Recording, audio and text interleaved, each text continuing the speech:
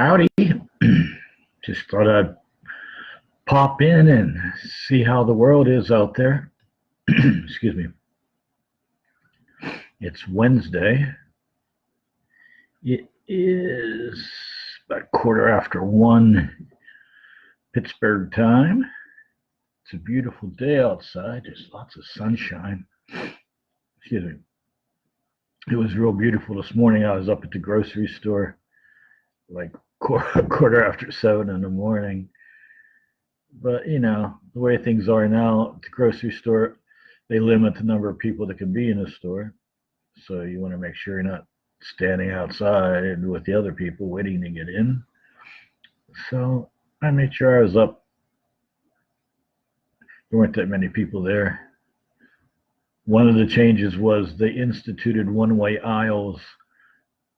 So, you know, you don't come in contact with people who aren't distancing. That still seems to be a concept some people aren't grasping, but what the hell. So one of the funny things about time is that it doesn't exist, first of all.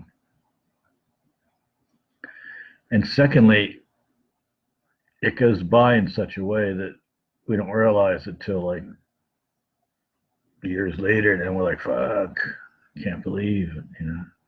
It's like when I realized I'd been in my last apartment for 20 years, I was like, what? How did that happen?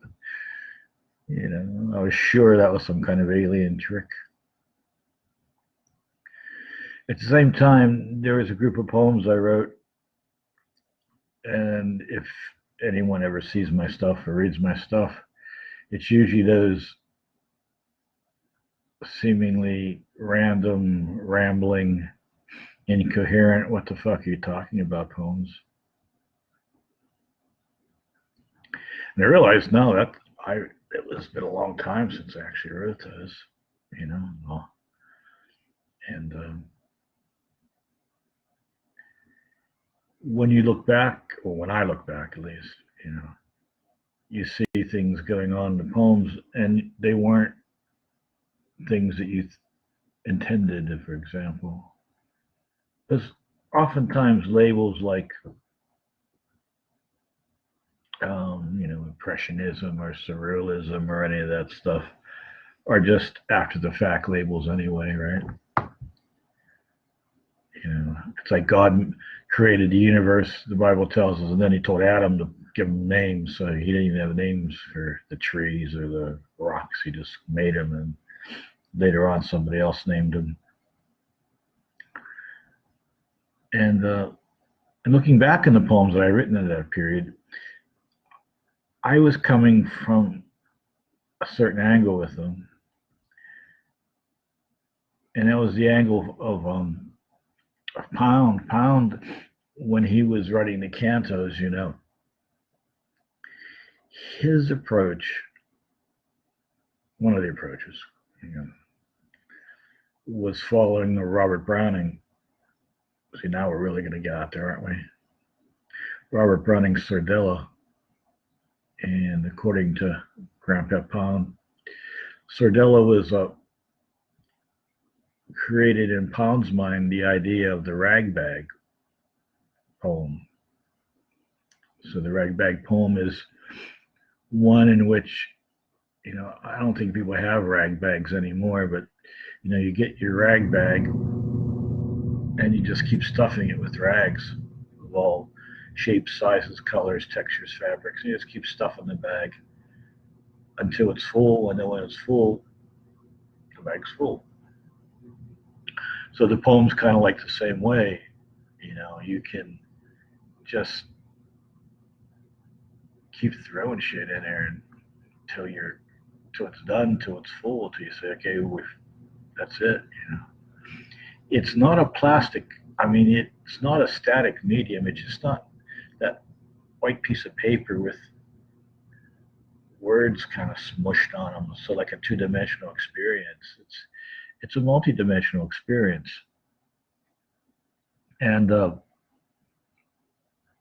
it's a plastic experience. By that I mean the poem can be twisted the same way a sculptor can twist metal or plastiques or whatever they're using, to do that. It can have the points and the counterpoints of music. It could have the movements of ballet. I mean, it's probably the most plastic of all the arts, really. But oftentimes we don't think of the poem that way. We think of it as just, as I said, being words on a page.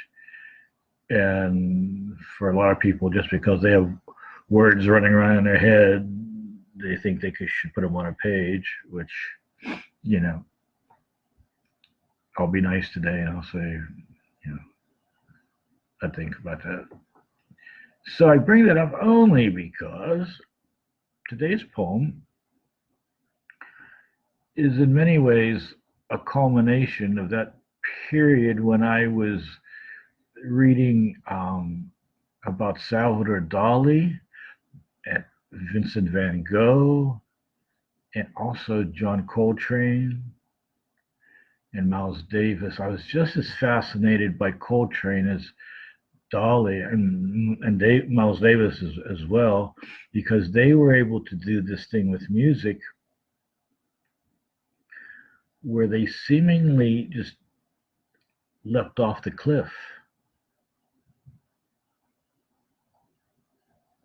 No parachute, no safety net, none of that stuff. They leapt. And I don't even think landing was part of the consideration. And I always wondered how did they do that? How did you do that? Like when you see certain things like card tricks or tricky golf shots or, a wrestling move or, something like that. How do you do that? So I had this interest, and if you know John Coltrane, just a beautiful musician. And if you know Miles Davis, just a beautiful musician. Miles was seemingly irascible. He talked like this because he had a throat operation and it fucked up his throat. He talked like that, right? When he talked to Miles, that's why he's going to talk. And then, as we know, John played with Miles for a while. Miles actually resurrected John because John had been a junkie for a while, and he kind of pissed away his initial opportunities because he was same way. All the jazz musicians from that area were all, they were all getting junked up. But Miles brought John back after John cleaned up and brought him in his band, and then they grew, and as they grew apart. But that would be natural. And one of the parts of their being together was, as John continued to play with them, his solos kept getting longer and longer and longer, and one day they were all hanging out, like musicians do, doing pagan sacrifices and things like that. And they were talking about it. And they said, John, man, you just solos keep getting longer and longer. And Coltrane said, well, it's because once I get started, I don't know how to stop. And Miles said, take the horn out your mouth, which is the last line of this poem. And from my rambling, you can tell that we're going to go on a little bit of an adventure. People who don't like to go on adventures of poems, I wonder why they go to poetry in the first place. But anyway, having said that, hang with me, I have one small technical glitch. The title of this poem is There are those who are constantly engaged in careening technical exhibitionism or in self-conscious avant-gardism as a mask for their inability to be meaningfully simple when the occasion demands, or a man sodomized by his own appetite in the form of a meatball, green olive, jalapeno, and anchovy pizza.